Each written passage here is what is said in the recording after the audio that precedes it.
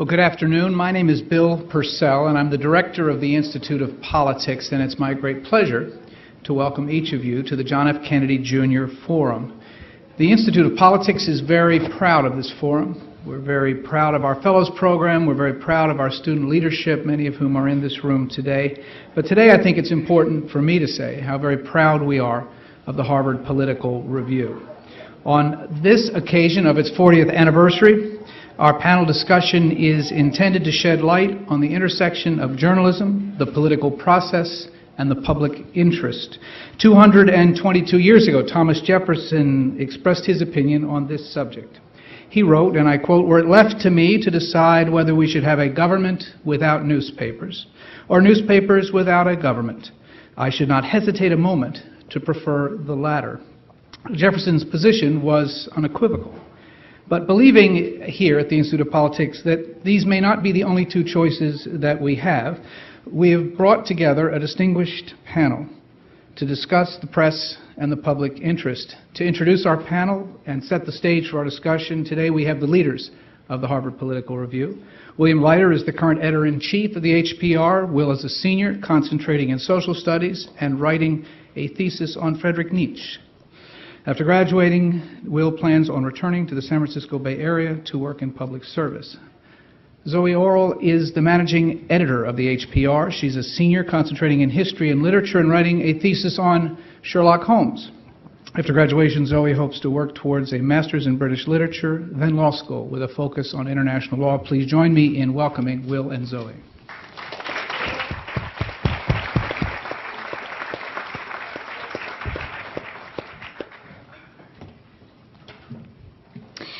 40 years ago, a group of politically minded undergraduates founded the Harvard Political Review. It was headquartered in Leverett House, room D42. It accepted opinion pieces, senior thesis abstracts, scholarly essays, letters from local politicians, and features on Harvard happenings. The front cover of the first issue showed a protest march, evoking the turbulent political climate that contributed to the magazine's inception. The first issue was typewritten, printed on 3 hole-punched paper, and amounted to 32 pages, more than a quarter of which comprised future Vice President Al Gore's article on the advent of the televised press conference. A lot has changed in 4 decades. Today, the HPR, run out of the Institute of Politics, only publishes articles that fall under the genre of interviews-based news analysis, and it is completely organized and operated by undergraduate students. The magazine has taken on a considerably more professional and modern appearance, which is complemented by a standardized format of 5 sections, each of which covers a different aspect of politics. We are dramatically expanding our online content at hpronline.org and hope to continue to evolve as mainstream media enters the digital age. And now, unlike in 1969, you can subscribe to the HPR and receive the latest issue in your mailbox anywhere around the world. In all of these ways, the HPR has evolved into a more mainstream publication, aware of the niche it fills in political discourse, both on and off campus. At the same time, we at the HPR hope that we have perpetuated the mission statement that the founders of the magazine issued in 1969. They wrote, "We will try above all else to avoid the dullness on one hand or the ideological fulmination on the other, which characterize so much of contemporary political journalism." I certainly hope we have succeeded in this respect. But more importantly, the HPR was established to give a voice to what the magazine called the highly politicized and highly opinionated campus community. The breadth and depth of our coverage today suggests that we have remained true to this legacy. We pride ourselves on delivering high-quality, in-depth news articles while maintaining an openness to new perspectives and writers who are eager to grapple with and report on the salient political issues of our day. After all, like the founders of the magazine, we at the HPR are here to serve you, our campus community, and to give a voice to the political dialogue that categorizes our university.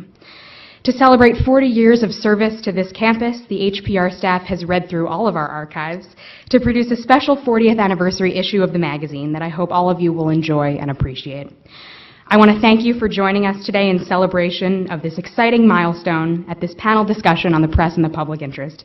And to introduce our panel is the editor-in-chief of the HPR, Will Leiter.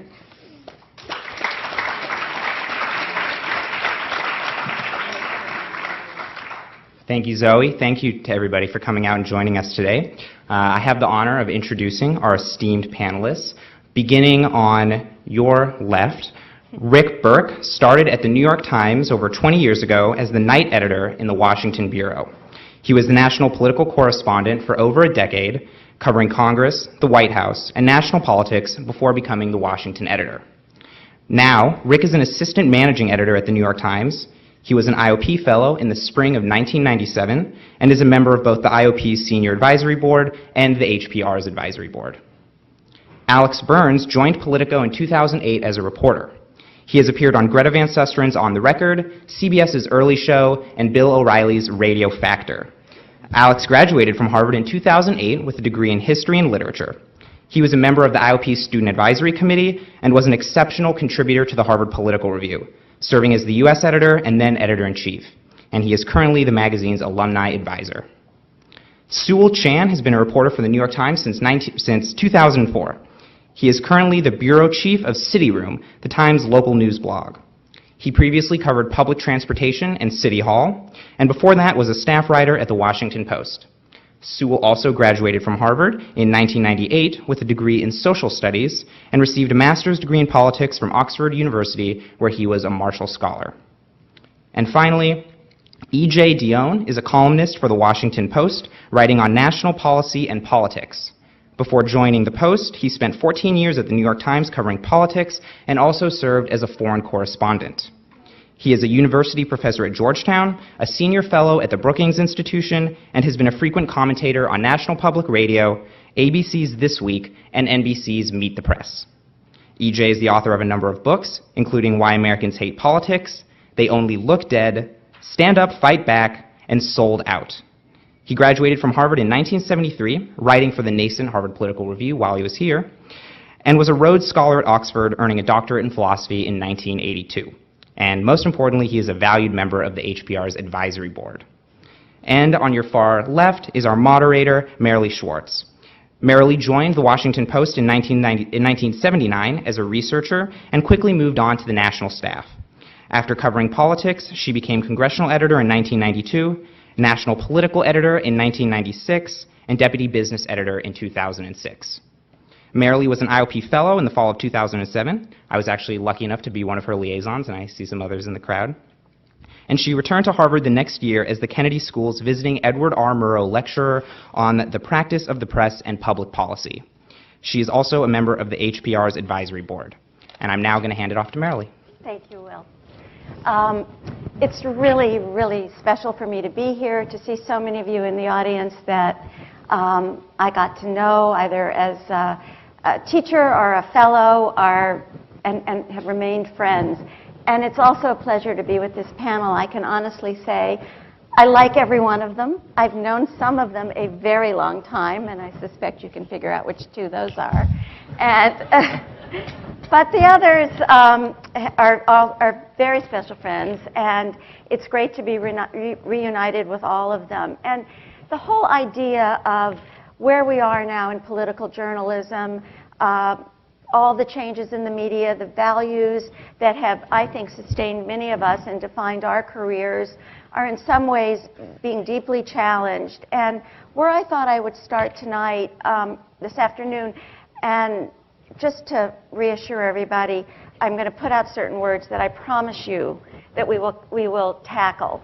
Balloon Boy, Fox News, Acorn, maybe even a little Sarah Palin. But what I wanted to start with is I wanted to go to E.J., who was on this campus 40 years ago at a time of enormous turbulence in American history and in American politics and in campus life. And as Will said, did write for HPR as well as the Crimson. And I wanted E.J., who's had such a varied career in covering political journalism, either as a reporter or a columnist, and now a columnist, to talk a little about what it was like 40 years ago on this campus, in this country, the vision that he now that has developed over the years from his days here at HPR, and what his role is as a journalist in politics? And just small stuff like that, EJ. Well, thank you. It's really fun to be here. It's always fun to be back here. And I actually had the joy of working with both Marilee and Rick, and they are actually fun to work with, as some of you who work with them here know. And it's great to meet some new colleagues. Also, I figure that Zoe is writing on Sherlock Holmes because she secretly wants to be an investigative reporter, and that's her sort of back way in. And Will, in that kind introduction, mentioned that I had been here at the time. And we were talking before the event that I think the 60s are probably the most written about and most misunderstood decade in the history of the country, or certainly one of the most misunderstood. Sometimes I think that the 60s can be divided in half. Even this is an oversimplification. The beginning was more a period of hope and optimism, reaching a kind of crescendo with the success of the civil rights movement. By 1969, in large part, because of the Vietnam War, Richard Nixon had just become president, and particularly on the progressive side of politics, there was a fair amount of, there was a great deal of anger and even some despair.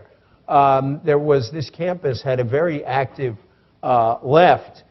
In fact, we're going to talk about Fox News. They don't know from real socialists. I mean, at that time on the campus, a democratic socialist was probably on the right. And Chuck Schumer, who was here at the time, now Senator Schumer, said recently that when we were here, we were almost on the right wing of the campus because we were liberal Democrats.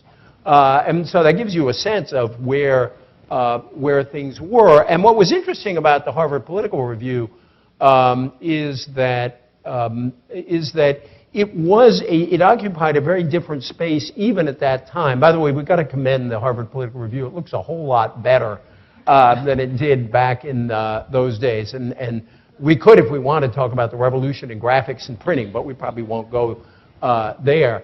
But the Harvard Political Review was very consciously, from the beginning, a connection to what some may call real-world politics, certainly politics outside. It was always more oriented toward mainstream than protest politics. And, as the long Al Gore piece in the very first issue suggested. When I talk this way about this separation, I don't mean to demean campus protest. I mean, I was not happy about shouted down speakers then any more than I was in the town hall meetings now. But there was a lot of serious discussion in that ferment.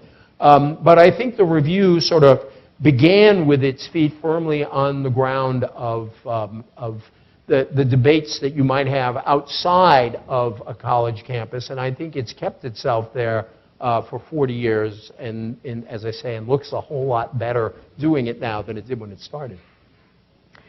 One of the things about looking through this wonderful 40th anniversary issue, it really is a chronicle of the issues that were so important to America and were so obvious to cover.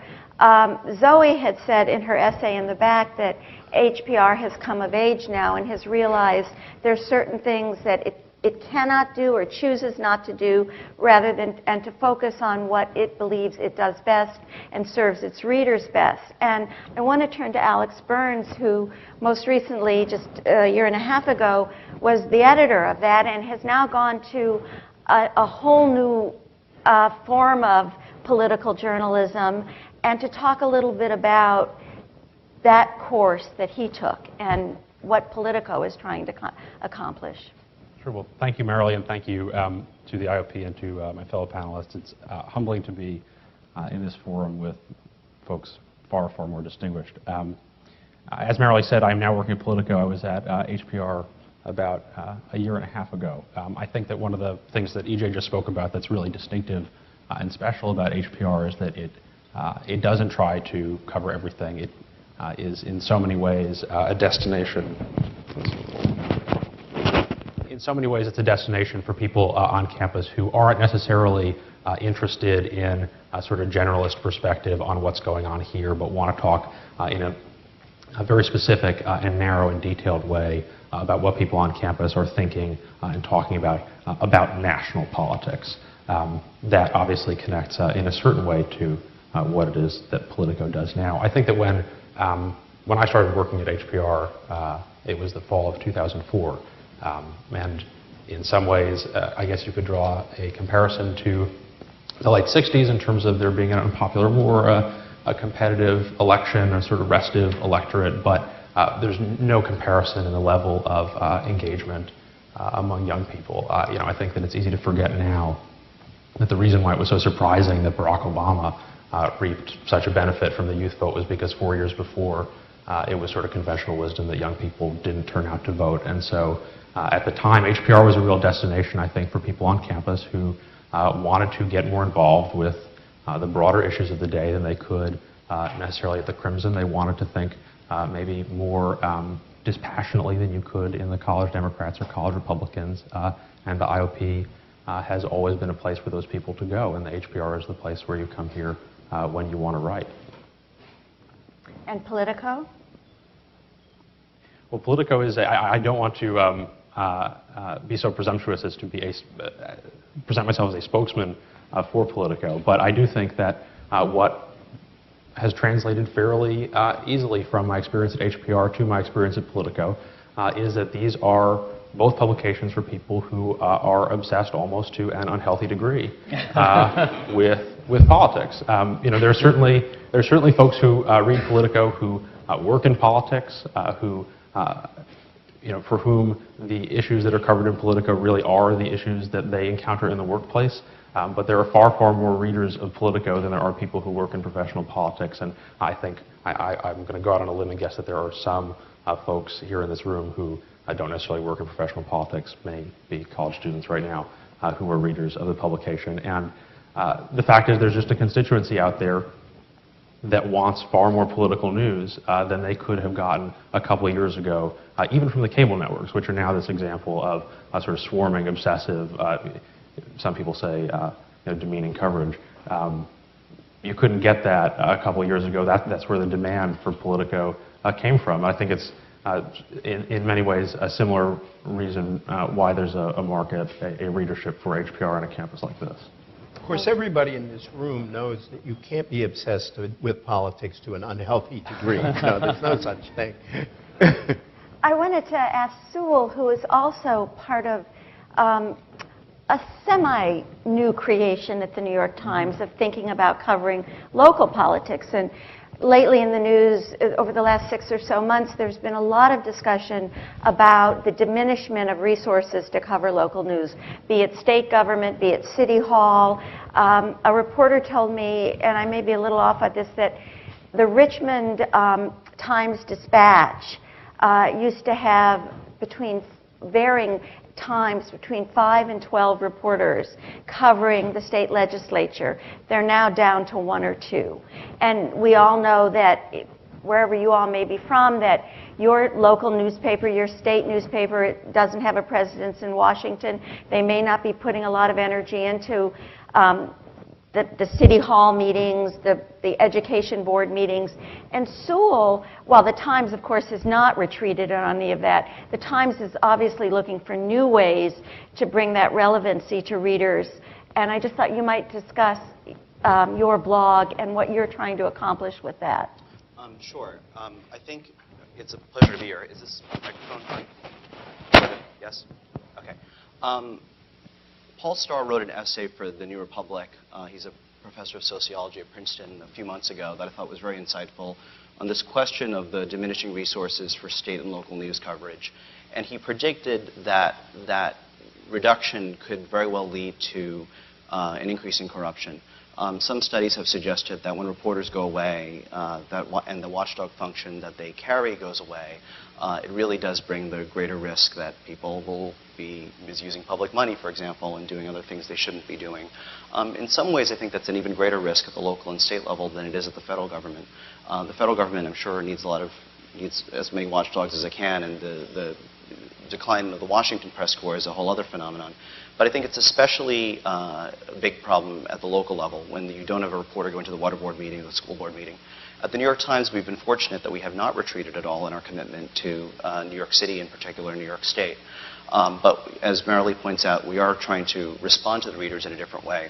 So I think there's sort of a paradox going on where there's sort of a decline in some ways in the amount of mainstream media resources in general devoted to local communities. But at the same time, there's been a proliferation online of ways that people in their neighborhoods and communities can talk to and with each other. And that's what the blog that I oversee, City Room, tries to respond to in several ways. First of all, my role overseeing this blog, which is nearly 3 years old, is beyond just reporting and editing, although those are time-honored traditions and ones that I really value a lot, but it's also sort of curating and aggregating a community conversation. We compiled a directory of about 500 blogs in New York City that are active, that just focus on New York City issues. So I'm not talking about people who are based in New York City but blog about food or blog about national politics. I'm talking people who blog about New York City. And we link to them, we engage them in a conversation. But one thing that's very interesting, looking at this sort of blog universe that's out there, and it is very rich, and there are people, Alex points out that the internet, in more ways than just politics, is about the obsessed. Blogs are about people with their pet peeve or their bugaboo, whether it's public transportation or the school system or even the police department. But one thing we've definitely noticed is that the blogosphere on the local and community level is not necessarily representative of the city writ large. So there are certain parts of Brooklyn and Manhattan that are more prosperous, more affluent, more politically engaged. And these same issues of representation, of whose voice gets heard, that have always existed in politics are kind of magnified or even amplified online, so that you have communities that are lower income or that have less political kind of clout and say-so, and they're represented online much less than more prosperous communities. And then one more point I'll make about covering local news online. One thing that's changed quite dramatically, and you see it especially in metropolitan news, is that the news cycle has itself been compressed. So for example, when the plane landed in the Hudson River, or when a steam pipe exploded near Grand Central Terminal, when the subways are shut down because of flooding, there used to be a time when we had at least hours, if not the entire day, to kind of process and make sense of this news. But now we're in an age when people are producing the news. When the plane landed in the Hudson River, the first person to Twitter about it was someone in a rescue boat who Twittered photos of it. But then people in the plane themselves, as they got off the plane, were Twittering about it. And that idea that you would be the idea that you'd survive a plane crash and then immediately think to start Twittering is already something new. But even newer than that is the idea that people who are participants in news events themselves are playing a role in covering, or at least providing the raw data in covering those news events.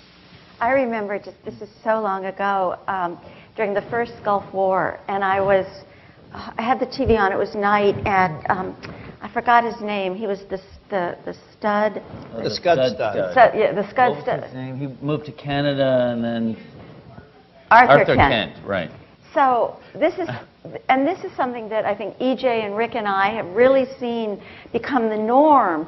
He was in Saudi Arabia, and they were firing the Scuds, and he immediately announced that Scuds had hit Israel. And no Scuds had hit Israel.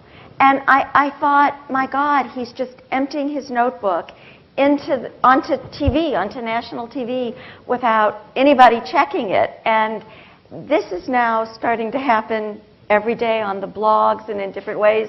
I was talking, we were talking a little earlier about this hoax. I don't know how many of you are familiar with it, with the Chamber of Commerce, that somebody put out a fake press release, some group, that the Chamber of Commerce was now on board with climate change legislation. And it went out on Reuters, and it went on CNBC, and it automatically went on the Post, and I think Rick can address this, the Times website, until somebody called the Chamber, and it was a hoax.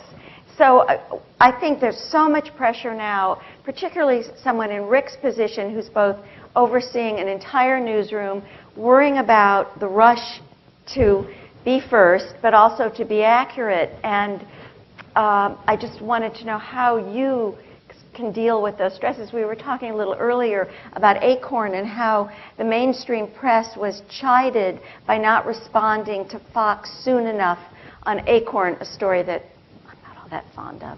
But Rick had some interesting thoughts on that. Okay, well, can you indulge me for 1 minute Yes. to tell my favorite HPR story? Oh, please. Is that okay? It's Oh, totally, yes, it's not yes. related to Acorn or Yes. anything. I was sitting in a room over there, the living room over there, in 1997, with a couple students, including Andre Cherney, who was a senior then at Harvard. and we were watching President Clinton's, one of his inaugural addresses, and we're watching it, and then all of a sudden, Andre says, "That's my line, he stole it from the Political Review." And it was absolutely true that someone had sent, Andre had written a piece on education or something for the Political Review, and to the White House, and they got it and put it in the speech. He got a job at the White House right after that, so it all worked out. But He threatened to out them.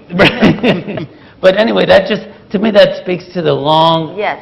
storied history of the Political Review, beginning in the early days with someone as illustrious as E.J. and Al Gore and all these other people. So that's my story. So thank you Oh, for you're letting welcome. me say that. You're very welcome. Now, And they had the luxury, and still have the luxury, of not having to rush to judgment on stories. that's true. That's absolutely true. And I guess the world has changed since we all started as political reporters. And I think back to, with E.J., to the '92 campaign, when all the gossip and all the comments about Bill Clinton and his personal life were coming out. And we could afford in those days, right or wrong, at the New York Times to sort of ignore it, the Jennifer Flowers story, ignore some of the gossipy stories that were coming out. And maybe we shouldn't have. But in times like this, you can't get away with anything like that. You have to, everything is immediately on the web, on cable TV. Everything is covered, whether it's checked or not or whatever. And we, as the New York Times, you can't totally sort of bury your head in the sand in the way we used to before. And sometimes that's good, and sometimes it's not. I think, in general, the web age has been very good in many ways for journalism, because it's sort of lit a fire under a lot of us. There's fewer reporters going to lunch because there's no time to go to lunch anymore. You have to be on top of the news. This morning, I got a call or an email early in the morning from our web editor who said, what the hell happened with our coverage of the plane, the plane that over Minnesota that kept going and going and going. Well, we didn't put that on the front page, and we didn't do much of a story in the paper this morning on it.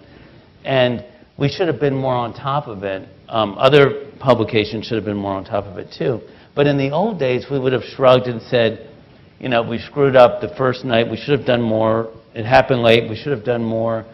But let's just do a bang-up story for tomorrow's newspaper. Well, those were the old days. Now we had to immediately, this morning, get everyone on gear to sort of do the best web version that we could do and get people engaged all around the country, in Minnesota and elsewhere, to get something on the web to sort of give added value to a story, which will also mean that our story in tomorrow's paper will be much more richer than it would have been if we just kind of spent the day not worrying about it. So I think it's made us faster and more aggressive and more on top of the news in a way we weren't before. I also think that the web has forced us to be, at least at the Times, to be a little more creative and inventive. If a story breaks at early in the morning or during the day, we think of ways for the next day's paper to push it ahead and to be more analytical and to just give added value information. So I think it's just made us more creative in a good way. And I think it's also put us in better contact with our readers in many ways. Sometimes we'll put something on the web early and we'll get all kinds of feedback. For instance, when John Edwards decided to run for president, or to stay in the race even though his wife had the cancer diagnosis, we got all kinds of reader emails, hundreds and hundreds from around the country, with setting up a real strong argument. Some people thought it was good, some people thought it was bad that he was doing this. Women were really divided, and it was really a fascinating debate around the country that we learned of through the web and through our readers, and that then in turn led us to do a story for the next day's front page that we never would have thought of doing or known to have done. What I am struck by, though, this morning I was talking to the managing editor of the Washington Post, and she was talking a lot about traffic and web traffic. And the Post has just finished a series on fraud in the AIDS funding program in the District of Columbia, which is a horrifying story. the consequences of it. And it was never one of the most viewed on the site. But the Post will always do stories like that. The Times will always do significant investigative stories that sometimes don't drive a lot of traffic. But what she was saying to me is, I do find that we're doing more goofy stories. She said, I don't have a problem with goofy stories, but we're doing them in a way that, I mean, we're putting stories about cupcakes on the front, and of course Balloon Boy made the front. And so you have this, I think, we're talking here, and as political journalists, I always, especially when I was an editor, I would try to think, what is the most important thing we need to tell the readers? What do they need to know about this incident? We don't have unlimited space. What do we choose today to highlight, or especially to put on the front page? And now, and I really wanted to address this to Rick, and then even to Alex and EJ from their very different perspectives, how do you decide when you're looking at an entire file from different departments and you've got 5 or 6 or 7 spots on the front page, what is the public interest versus what the public is interested in? Now, sometimes they overlap. Healthcare, Afghanistan, the Obama campaign, but Balloon Boy. I don't know that Balloon Boy is necessarily in the public interest unless it's telling parents to be more careful about where they put their children. But yet, it was, people were fascinated with it, and I looked at the index for the Project for Excellence in Journalism, and they do a calculation of how much different stories, how much of the news whole they take. And the week that the balloon story broke, it was an extraordinary amount of news whole. And so I just wanted to ask you how you balance all of this. Well, I, for one, I have to admit, I was captivated by the Balloon Boy story. In fact, I was running around the newsroom telling people in different departments to turn on your TV, and we got to get someone out in Colorado, and we got to track that down. We got to get some good reporters on that story. So I'm guilty here. A good story is a good story, and it always has been that. And a good story that captivates the nation is worthy, and I thought that was worthy of being on page 1. I also thought this could be a hoax, and we played that angle up as a possibility in that first day story as well, because it just seemed a little suspicious. But I think we have the luxury at the Times to do a mix of things. I mean, we spend millions of dollars just for security every year to have reporters in Iraq and Afghanistan. Spent huge amounts of money to have reporter traveling with the president everywhere he goes. Spent huge amount of money for things that we don't necessarily need to do. We don't make decisions based on web traffic at all. And when we make that decision, well, in terms of the day-to-day front page and day-to-day assignment of stories, we do not. What we do is, if we're thinking of maybe eliminating a blog or something, or doing something, or because of budget cutbacks, if we have to cut a section of the paper, sure, we might make it based on that blog got the least attention or traffic, sure, in a way that we might not have had to worry about in the past. But in terms of the core news of what we do every day, I have no idea who's reading, how many are reading most of our stories, or what. We have a most emailed list that we kind of look at, and you can kind of know what's going to get on it. If you write about sex and drugs and whatever, it'll go high up on the list. I mean, and some of those lists are interesting, but they're suspect, and you have to be careful not to sort of read too much into them. But by and large, you have to make judgments. People, I think, come to us based on the people we have. They're expert, experts on their beats who've been covering these areas, who know what they're doing. I think they look to our judgment, and we have to make decisions on sort of what the most important stories are of the day, but with a mix of stories. There has to be some accessible, fun features. Then there's nothing wrong with that. No, I agree. You know what's interesting, I think, about your question is that the whole concept of the front page at the 60th anniversary of this distinguished publication, who knows if we're going to be talking about a front page at all? And that what's fascinating about having a paper online versus the paper that lands on your doorstep, if that's how you get it, is that online is often but not always arranged the same way, and that readers send very different signals. In other words, I find fascinating in terms of looking at who reads what, that you will find that some front page stories get massive readership. In other words, there is obviously some overlap, and I would defend the Balloon Boy decision just because it was one weird, interesting story. Better balloon chases than car chases. It's the new generation kind of story. But I think there is this, this new world where also aggregators make enormous decisions on behalf of readers, where whatever judgment we make is someone else or an editor makes is made for other people who might come to us through aggregators. So it may only be one or two stories from our paper, something from Politico. It could be something from a very opinionated blog. It's a very different world we're talking about.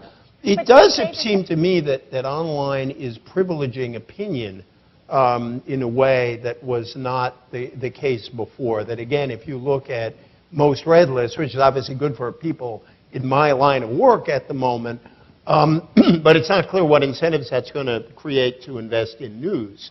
But opinion has become very important, and that somebody who writes a column is actually operating in multiple spaces now because of the way what we write is picked up and yelled at and because you're an opinion writer, I would be curious if everyone on this panel has a view on whether you've all been involved or are still involved in political journalism, if in fact it's being driven by op-ed pages and by cable. I mean, if I could just make one last point, at least on traffic, before going on to this question. I think that EJ's point about aggregators is really critical, and I think that like the fact is, a story that may end up on a prominent news aggregating website may suddenly get 500,000 viewers on a story that may not be the highest placed item on a website. But I think that journalists and editors are sophisticated enough to recognize that doesn't represent any sort of long-term model for success, right? That a one-hit wonder of a story about Sarah Palin is not going to be the reason why people keep coming back to your website or buying your newspaper. That you have to add some value at core. At the end of the day, as to the question of whether those aggregators, whether cable news is driving coverage, I think there's no question that cable news is enormously influential, and I think that we can all sit around and wring our hands about whether journalists are being sort of flimsy followers of that whole news world. But I think there's also a responsibility on newsmakers that folks would rather, members of Congress, senators, members of the administration would clearly rather sit down with, on Morning Joe on MSNBC or go on the O'Reilly Factor than sit down for a much more topical and hard-hitting interview with someone from the New York Times. And if you're faced with the decision of either reporting what those folks say in a softer medium or not, I think you've got to take what you can get. But we were talking a little bit beforehand about some of those pressures, and there's a variety of views here. One was the story about the phony Acorn, the couple going in and pretending that they were, well, what they were. And then we talked a bit about,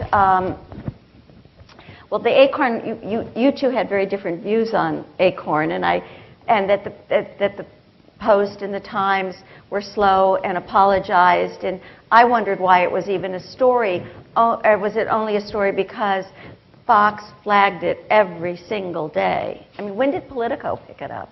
Well, Politico picked it up early, but it wasn't because of Fox. The story was actually not broken by Fox News. It wasn't a Fox News reporter. It was someone working for a website, two people working for a website called Big Government, run by a man named Andrew Breitbart, who lives in Los Angeles, helped found the Huffington Post, and has worked on the Drudge Report as well. So that was really a new media-driven story. And Politico doesn't have the same set of choices to make as the New York Times or the Washington Post, because politics is all that we cover. So of course we covered the Acorn story, and we covered it early. We also covered, a story where the American Conservative Union, which in the scope of national politics is a fairly obscure group, tried to shake down FedEx and UPS in a lobbying dispute so obscure that I would think most people here would be hard-pressed to even identify that it was going on, let alone explain it. So why did you cover it? Because it illustrates the way power works in Washington, and that's ultimately what people come to Politico to read about. It illustrated a underappreciated element of the way sort of these advocacy groups try to make their money by leeching off large corporate interests. The Acorn story representative of something entirely different, but there's just a much, I think, different bar for coverage at a publication that only has one specialty.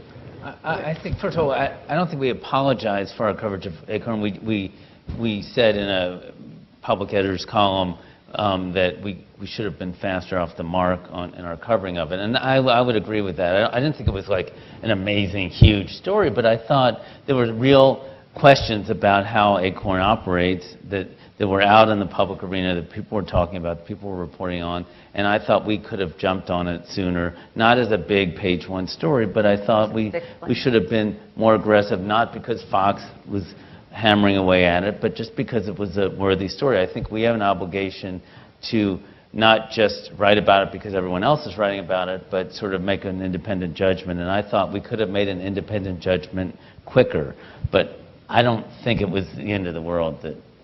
I guess my concern, and I'm going to open it up to the audience in a minute, my concern is in a world of limited resources now in journalism, less so at papers like at the Times or even Politico in some ways, that how do we choose to use our resources? And with the constant hammering of cable news and of the internet and blogs from both extremes, how much are we getting caught, how much is mainstream journalism getting caught up in that and dictated by that? Well, let me just say, I think that's a real problem. In answer to your question before, are we being dictated by sort of cable and everything else? As I said, there are certain advantages to the web in helping us do our jobs more aggressively. But I also think it troubles me that so many news outlets find themselves reacting to what's on cable, to what's on websites. And to me, what we should, as journalists, be focusing on, and I always tell this to reporters, is stories that people remember, memorable journalism. And I think about all these websites blathering on with stories that I don't even think about, that had no real impact in the discourse and weren't that enlightening. And I think the danger of all this chatter and clatter is that it forces reporters to it distracts reporters from keeping their eye on the ball, which can be an important story and that they need to focus on and go deeper on. And that is my concern.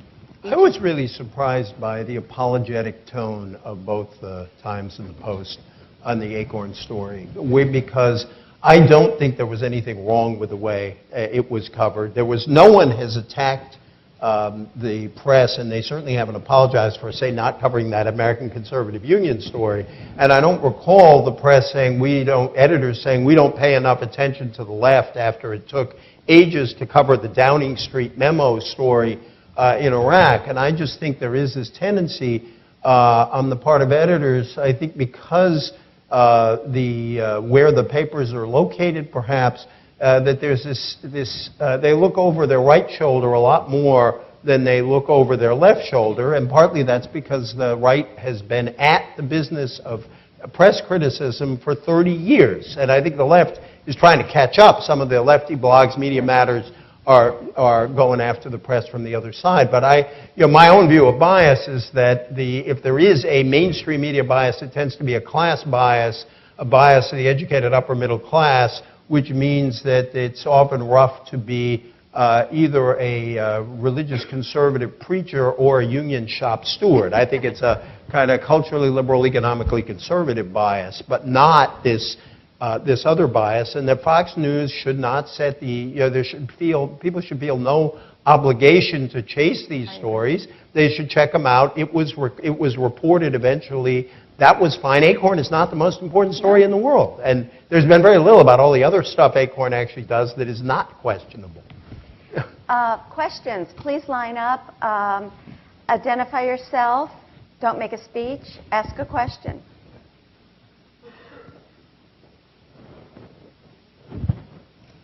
Hi, my name is Caleb Wetherell, and I'm a senior at the college. Thank you all so much for being here. My question is on the White House's war with Fox News. Oh, good, because I'd already used up all my time, so I was counting on you to do that. All right. So I think there's been a lot of coverage and discussion about whether this is tactically a good idea for the White House to move forward with. But I was wondering if I could get your opinions on whether it's good for democracy and good for our country for a news agency that might be critical of the White House to be denied coverage. I think today the news just broke that the White House tried to deny Fox News the opportunity to interview the Payzar, right, while giving the other networks the opportunity. So I'd love to get your thoughts on that. Alex, why don't you start? Okay. Because I know E.J. has a very strong opinion on it.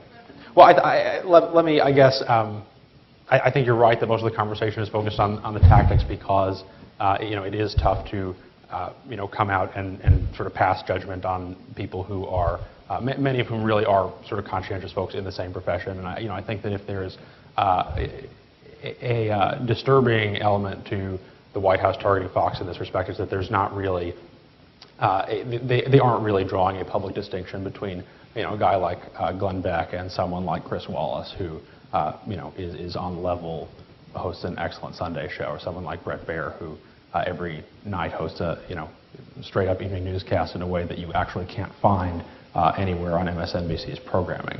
That said, I think the White House, the perspective they're coming from is seeing folks who work for publications like all of us do, being very responsive to whatever is on, Glenn Beck or Bill O'Reilly, and I think their calculation is that they would rather sort of bring down the hammer on the whole network than risk, not quite making the point by going after specific individuals. I think it's unfortunate that that's sort of the choice that they've made, but I think you sort of see what they're trying to accomplish by doing that.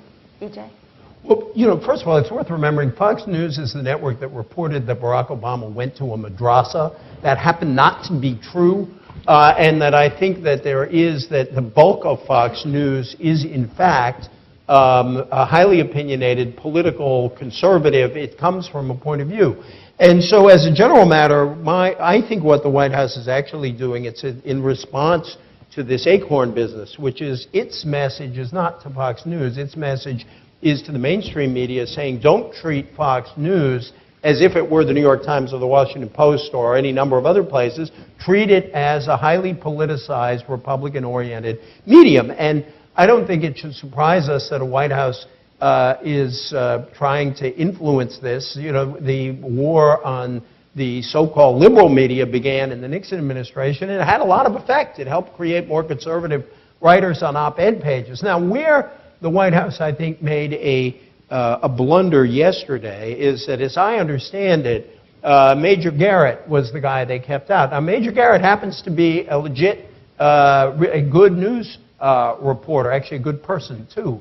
And I know for a fact the White House doesn't put Major Garrett in the same category as they put Bill O'Reilly or Glenn Beck. And I think it would have been better to let Major Garrett have access by way of sending the message, look, we don't have a problem with reporting for a network that's conservative, that is on the level. What we have a problem with is propaganda and stuff that isn't true. So I think as a tactical matter, they should have let Major Garrett in. That was an error. But I think the larger argument they're making is a legitimate argument for them to make. Do you agree, Rick?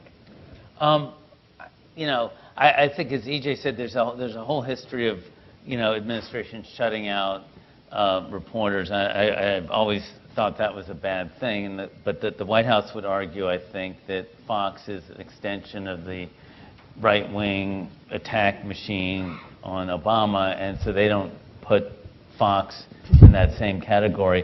It's not for me to be a judge or to judge or comment about the White House decision or Fox.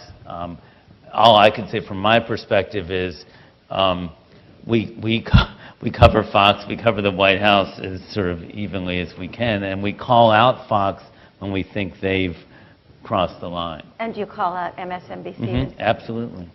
Sarah? Hi, My name is Sarah Esty, and I'm a junior at the college. And my question is more about the future of the newspaper and where we're going from here. There's been really a failure to get paid content online to work as a model. Do you think that there's a way that we'll be able to change that so newspapers are really going to end up entirely online or online in some sort of free but advertised version, or are we looking at really the death of the newspapers if they can't compete in print anymore? So the death of the print paper or not, I think this is a discussion and debate and that's going on all over in newsrooms everywhere right now, where we have a situation where everyone is sort of, there's so much more interest in the web than in print, but we've found that, I can speak from the Times, we found that our print circulation is still very strong, and in fact we keep jacking up the price because of the recession. Our ad revenues have gone down, so we're raising the price of the newspaper to very high levels, and we found that people are sticking with us. I mean, people are not, in fact, it's sort of, our projections would be that we lose a lot more than we've lost. We've hardly lost any of our subscribers. So there's we're seeing a real dedication to people who want quality print journalism, and we're seeing a huge amount of even greater interest on the web to what we do. The problem is we haven't found a way to make much money off the web part of it. And that is the conundrum we're in, and whether we start charging for the web or not, or the danger with that is it sort of depresses readership, and then you can't charge as much for advertising on the web. So that's a real conundrum that we're in, as well as other news organizations, and we're trying to figure it out. I mean, people think that nobody's reading newspapers. 41 million people read newspapers every week. You know, they're still being read. It's a challenge. Sewell, are you ready to charge for your blog? Not as a separate product, but it speaks to the broader issue. I mean, there's a lot of, you know, the publisher of the Times, Arthur Sulzberger, has spoken about being kind of neutral to the medium, and I think, you know, my concern as a fairly young Times employee is not so much a weddedness to a particular platform for delivering news, but rather finding an economic model that can sustain the values that the Times represents, values of verification and accuracy, fairness and comprehensiveness. And if those values can be sustained in a delivery vehicle that's primarily digital, whether web or mobile, as opposed to print, I can live with that. It's the values and that are represented there, not so much which medium or another. Alex Jones, who's the director of the Shorenstein Center, in his new book, Losing the News That Feeds Democracy, which he writes that he thinks we're on the brink of living in a world in which the vast majority of news is going to be in such bite-sized portions that serious, nuanced reporting may disappear, save for a small elite. Well, you know what? It's funny that Rick talked about the Times being able to jack up the price.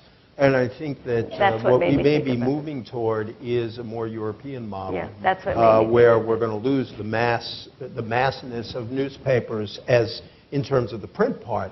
But I mean, the real conundrum, Sewell referred rightly, I think, to that excellent piece by Paul Starr in the New Republic, where newspapers basically had a monopoly, and they made monopoly profits for a long time because newspapers were the best vehicle for advertisers to reach particular markets. And it was a wonderful thing, and that spun off a lot of money which could finance really good reporting. So the monopoly doesn't exist anymore. There's competition for advertising and on the reader side. And you asked exactly the right question, and if any one of us had the right answer to that question, we'd be extremely rich.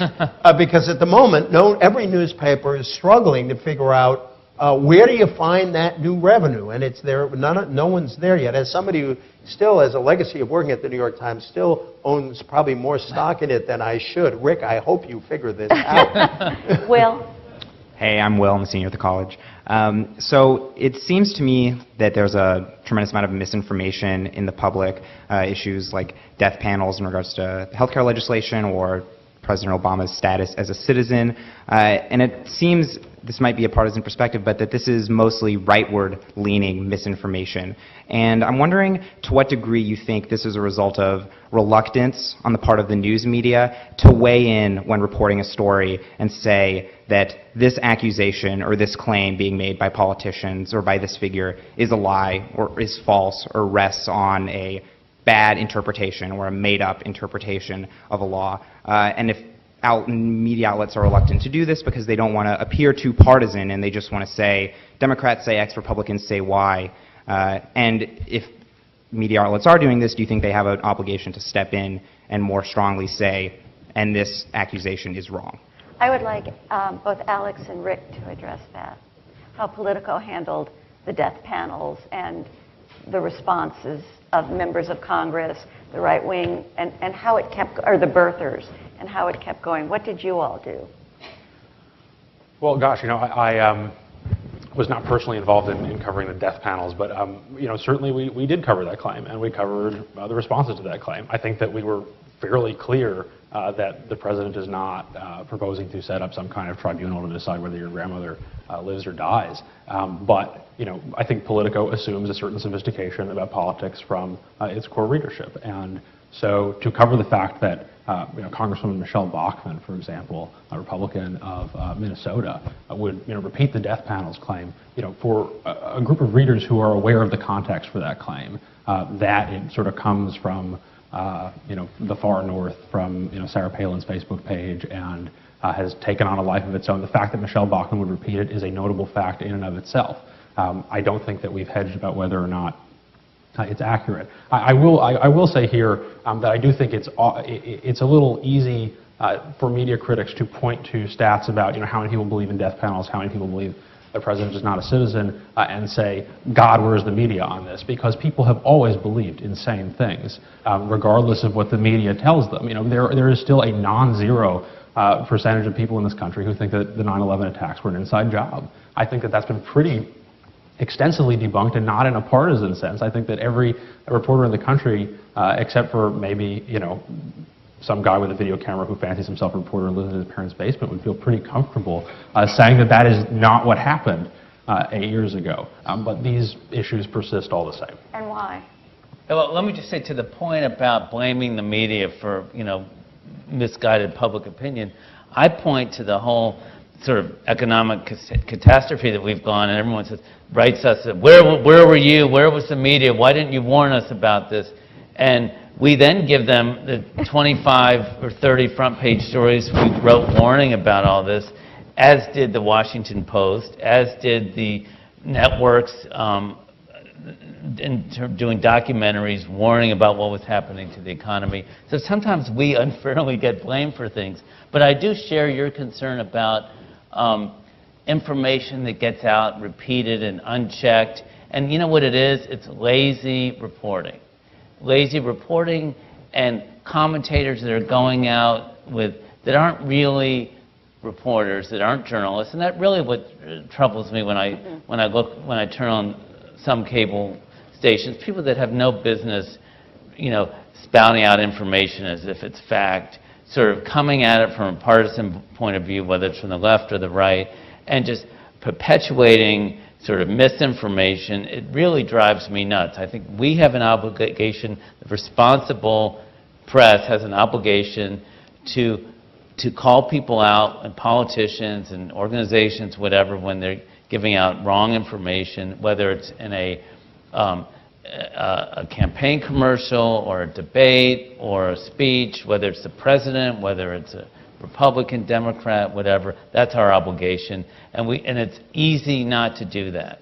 Could I say, I think your question is exactly correct in its assumption. I mean, I wrote about the death panels before they were death panels. Before I went on vacation, I saw that Virginia Fox, a congresswoman from North Carolina, was one of the first people to surface this argument. And I sort of sensed that this is a really serious thing, and B, it was dead wrong. And I actually wrote a column where I quoted a significant chunk of the actual bill to say this is a lie. Now, I'm an opinion writer, so I can use stronger language, but there is something terribly wrong, I think.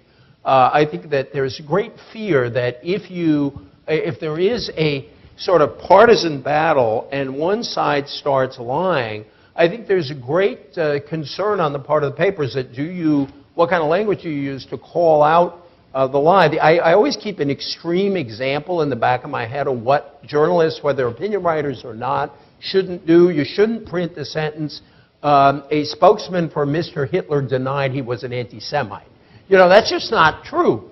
And that I think that it's a very tricky thing, that there are things that just should not be said, or there aren't two sides to certain facts. There's facts and there's there's untruth. And I think it's a very tricky problem, and I think you're right to point to it. Right here. It kind of touches on my question. I wanted to return Identify yourself. Oh, hi, I'm Julia Kamen. I'm a student at the Kennedy School. And I want to return to the young woman's question about the future of the news and paying for the news. I'm wondering if, news industry is trying to quickly figure out what's their new revenue model. And what if we do land where it was suggested earlier that it might news in the public interest, as it's been traditionally delivered, might just shrink substantially. What's going to fill the void? And in particular, to Sewell, to the other panelists, do you have, what do you hope for the Twitterati crowdsourcing of the news, the everyman reporting? Does that have something where, is there hope in that model, or is there a concern in that model? Can I speak to that? Yeah, it's a really great question. I think it speaks to a broader issue of the general interest or the public interest versus specialization and niche. In many ways, the web's proliferation of information has been a boon to people who are highly specialized or obsessed, to use Alex's term. You know, if you want, I mean, on any given topic that the New York Times covers, I think it's fair to say there's more sources of raw material out there if you want it. If you follow hockey, or if you follow Congress, or if you follow the New York City subway system, there are going to be more sources online at the click of a mouse than you can find in the pages of the New York Times. What we hopefully bring is the analytical rigor, sense of significance, perspective, a sense of proportionality, and follow original stuff. And that goes to the question about investigative reporting. I do think there's a lot of potential, actually. Certainly, you know, I referred earlier to breaking news and, you know, planes crashing and people filing. We're much more open, Rick, correct me if I'm wrong, to you know, accepting content from readers than we used to be, whether it's the extensive comments that come into the New York Times website, all of which are moderated, by the way, which makes our site distinct from other news sites that just publish comments and then take them down if people flag them as offensive. We actually have Times staffers reading them and making sure that before a comment goes up that they're civil and conform to our standards. But in addition to comments, we've run reader-submitted photos in the newspaper. We've run reader-contributed videos. And tapping into that kind of reader loyalty and that interest in participating in news can be very valuable.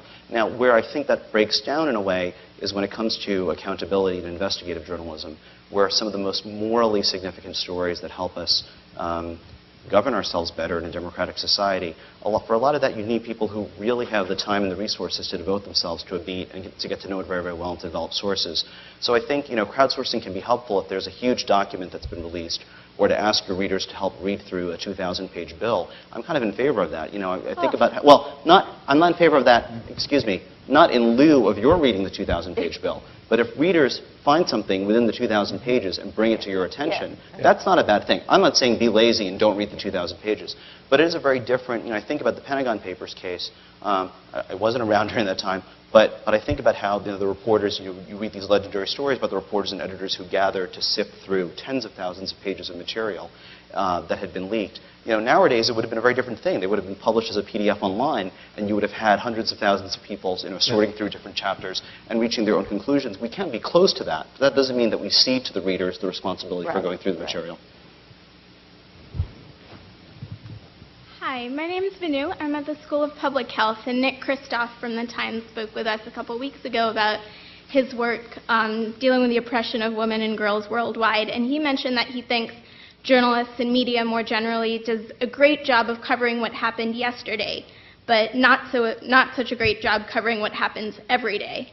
And I was wondering if that's a sentiment that you agree with. If you agree with it, do you think it's a problem? And if it's a problem, what can be done about it? Could you explain his? I admire him enormously. I mean, he's a great journalist. What was the second part. What was he So implying by the second? So what he said is, so things like his topic specifically on the oppression of women and girls is something that has been going on for such a long time and happens every single day. So it's not, this single event that sparks your attention. It's not a single event that happened yesterday that the news media then covers. It happens every day and therefore often gets missed, I think was the implication. I'll give a very short answer. I think broadly speaking that's true. And I think it's problematic. I mean, it's how can journalism address day-to-day injustices or day-to-day when justice is really what he's talking about here. And I think that that is a limit of the daily newspaper form, which is why a lot of people admire him for covering these kinds of things so intensely. Jay, I kind of disagree. I think it's getting more and more limited who can do that, but the Times, the Post, a lot of Global Post online, a lot of people, a lot of news organizations are in fact focusing on issues that are driving people's lives and defining the difficulties and challenges of their lives that don't have a yesterday in it. Those stories aren't printed every day because they take resources and thought and time and energy. But I do think the fact is that the everyday stuff and the yesterday stuff, now there are so many venues for that, online, cable, that in fact, I don't know if Rick agrees, that major papers and these new websites are putting their energies into really focusing on these dramatic and challenging issues. But I worry that that's not happening. Like I talked to, for instance, I talked to our reporter in Cairo covering the region the other day who was visiting New York, and I said, how many major news organizations are based in Cairo now? And he said, well, when I came here 3 years ago, there was, he reeled off 6 or 7 or 8 news organizations. He said, now it's us, and the LA Times kind of has someone, and the Post has a stringer in and out. And it's true around the globe. I see papers that had full, international bureaus and national bureaus aren't covering the news anymore. So when Nick points about, oppression and things happening worldwide, when there's no one to cover it, it's a real problem. It's a huge concern. And I don't feel good that when I tell this reporter, you're it in Cairo for, a few websites here and there with people who aren't real reporters who are mouthing off about what's going on there, is not going to be the same. It gives us too much responsibility in some of these areas for one reporter. And so it really worries me. And you asked earlier about the balloon boy. I mean, I think that has a place, but not at the expense of real news, and that was sort of your concern. And the fact that many news outlets are devoting most of their coverage in a given day to that's bad. By the way, Marilyn, I agree with you that newspapers try, and good media try, to put some of these things out there. But I think there is just a limitation of the form as to how much of that they can do, and I think that was what Nick's point is. Hi, thank you for coming. My name is Alec Barrett. I'm a junior at the college. Last night on the stage that you're sitting on, Governor Patrick quipped that if he could walk on water, the newspaper headline would read, "Patrick can't swim." Do you think that the American media is too interested in covering the personal shortcomings of politicians and public figures? Is that really in the public interest? And do you think that, by contrast to, say, Europe, where personal shortcomings are sometimes more tolerated, the American media is too harsh? I would actually kind of like Rick, who, during the Clinton campaign, we were colleagues during the Clinton campaign, and now is managing, and the change in political reporting over that.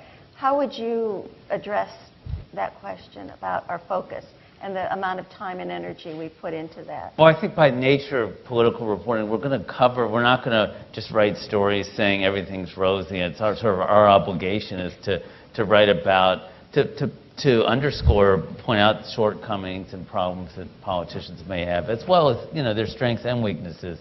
I mean, the fact that the governor, I don't know what specific coverage he's talking about, and I don't feel comfortable talking about the coverage of the governor, but I know his governorship has not been all smooth sailing, and we'd be irresponsible, the press would be irresponsible to not, But- But I think he's talking much more about personal failings. Well, first of all, that joke I first heard told about the first Mayor Daley in Chicago, and it was a reference to the Chicago Sun-Times' coverage of the first Mayor Daley. Jokes are made to be recycled, though. I think there's a distinction. I think Rick's right. No politician, I think, would like the way they're covered all the time unless all the coverage were positive.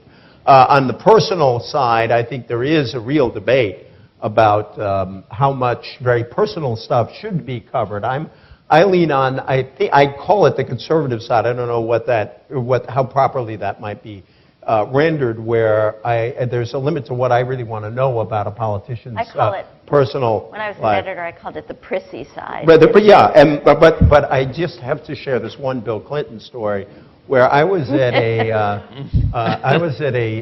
memorial service for Ann Wexler earlier this week, the legendary political activist, later lobbyist, and Bill Clinton gave one of the eulogies, and he talked about how he was having some fight, this apparently before the Monica story, was having some fight with the Christian right, and he said that Ann Wexler called him and said, and they got to talking about Australia, in which Anne had a great interest in Australia, and she said, the British Empire threw off 2 large fragments, and the Americans got the Puritans, and the Australians got the convicts, and sometimes I think the Australians got the better deal.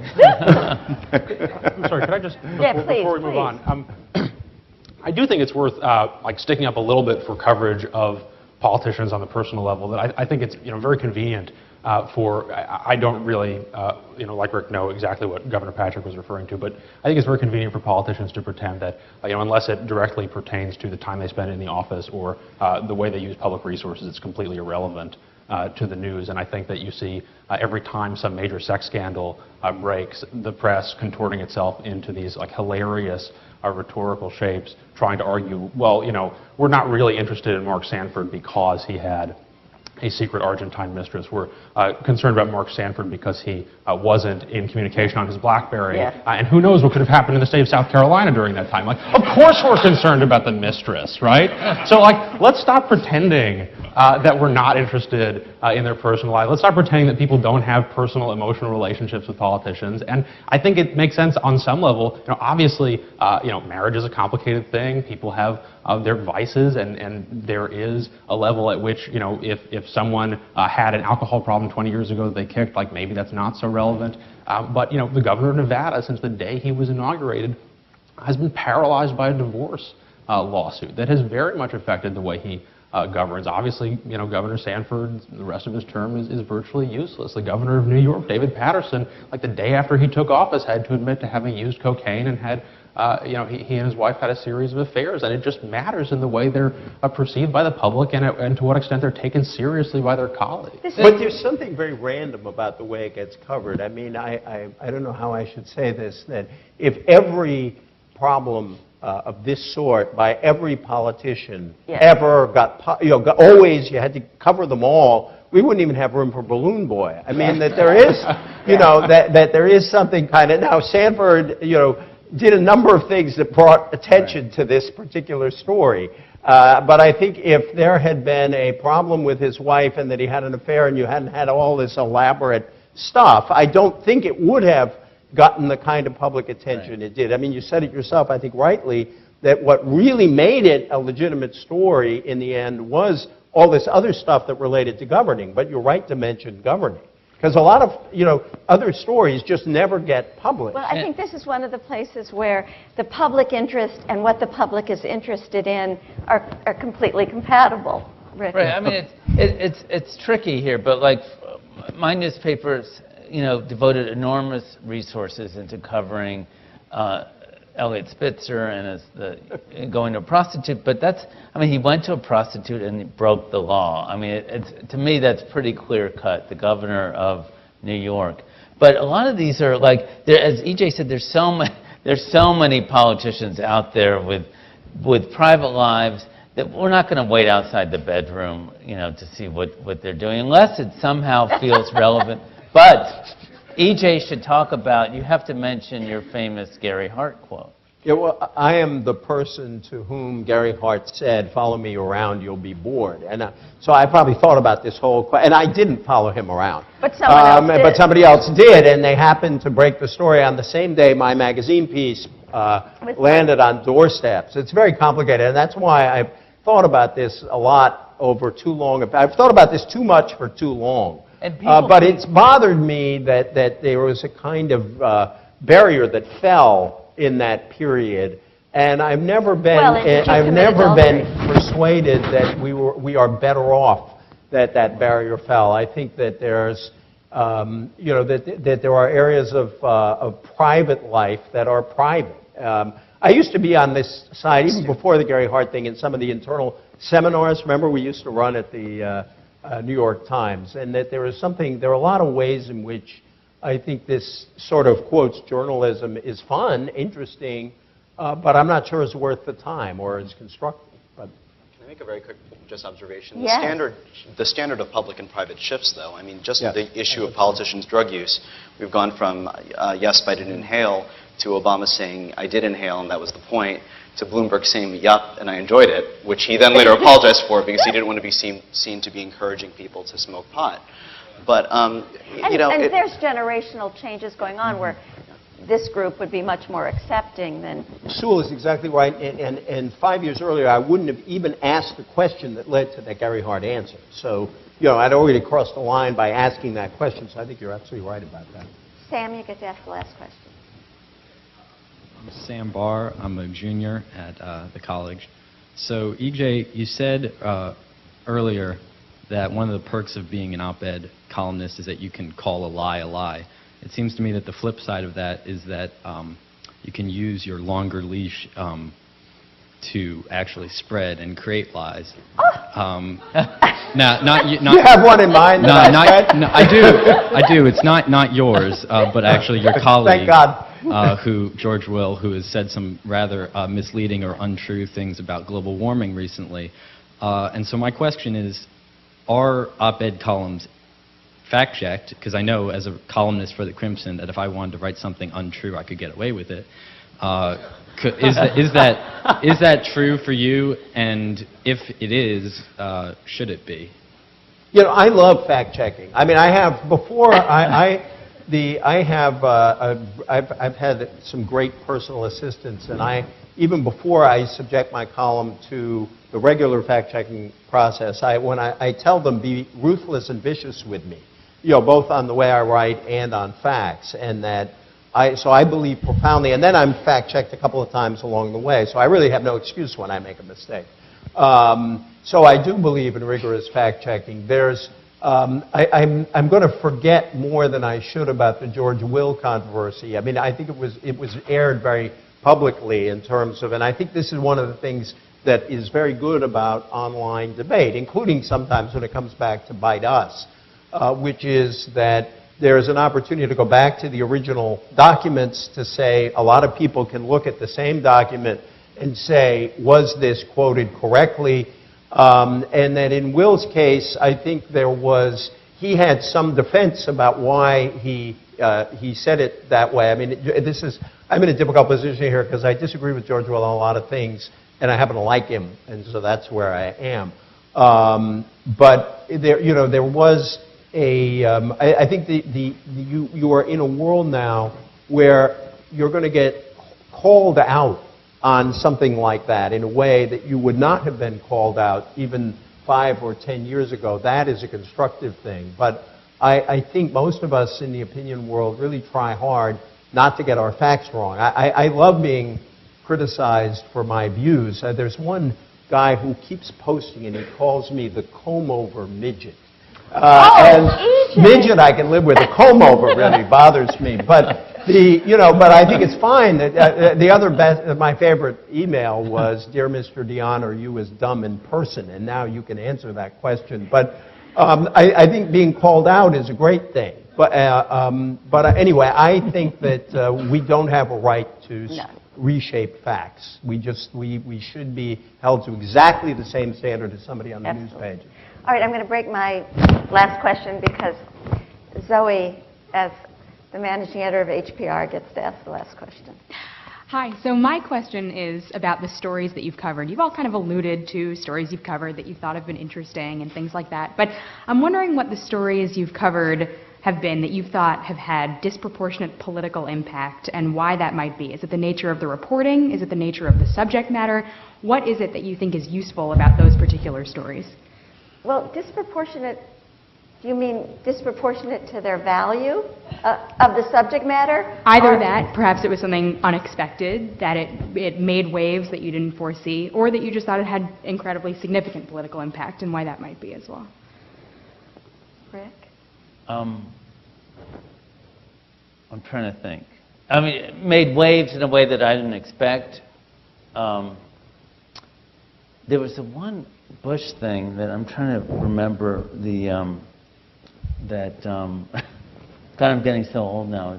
The subliminal, what was that subliminal? Oh, right. The Rats ad. Yeah. And I'm not proud of it. It's not one of my proudest favorite stories, but I mean, I was happy to do it, but it wasn't. But this is one that may sort of answer your question, where I wrote a story that was on the front pages. Alex Castellanos? There was an Alex Castellanos ad that people thought subliminally was saying the word rats, which was a sort of a negative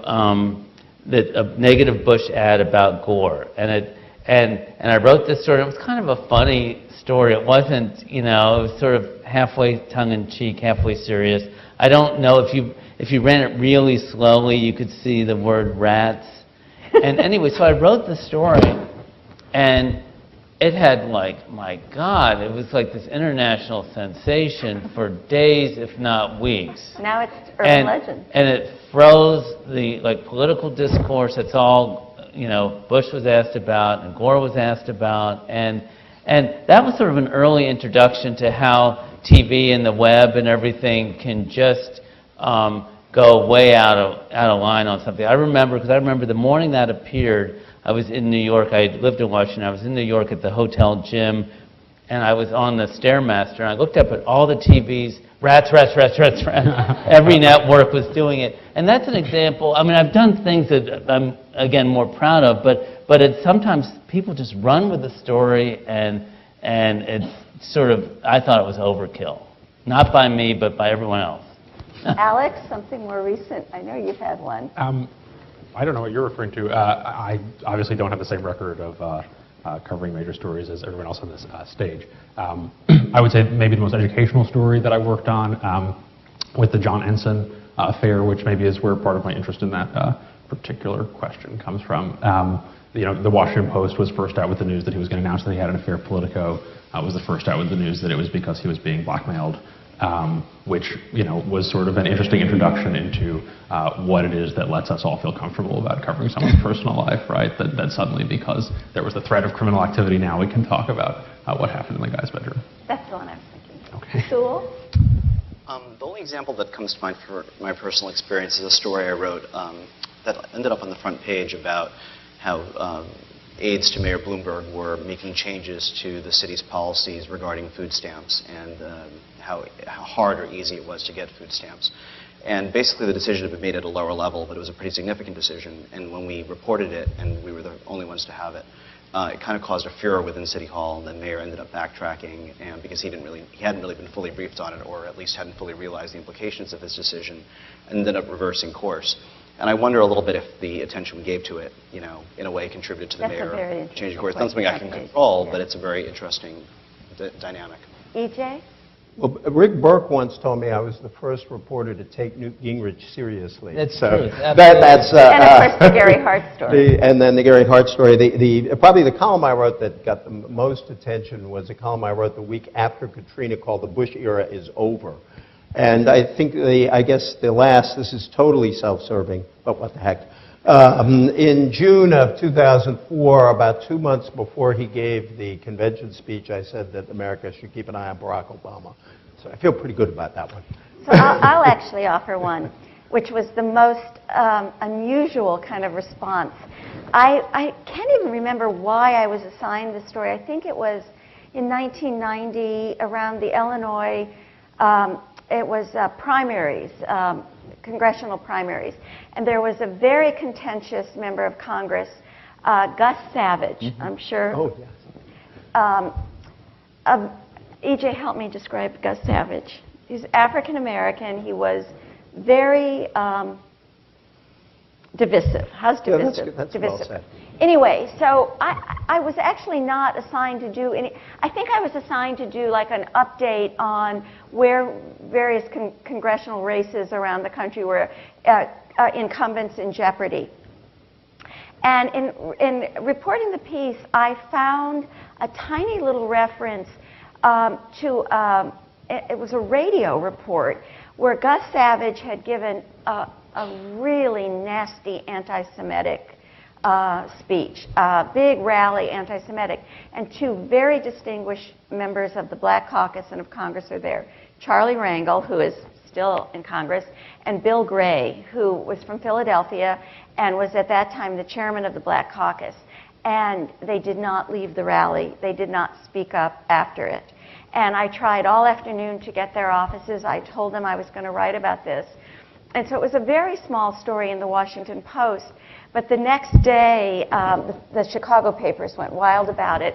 And they told me, a reporter from the Chicago Sun-Times, a male reporter, told me that he had to chase Charlie Rangel and Bill Gray into the men's room and would not, and then they went into the stalls. I don't know much about the landscape of men's rooms, but that they would not, he literally had to interview them from behind the stalls. So I thought that was the most interesting effect one of my stories has had. Thank you all. Thank you, panel. Great questions. Keep reading HPR and keep reading E.J. in the Washington Post, Sewell on his blog, Alex in Politico, and the New York Times, and the Washington Post. Thank you. Thank you. We all learned a lot.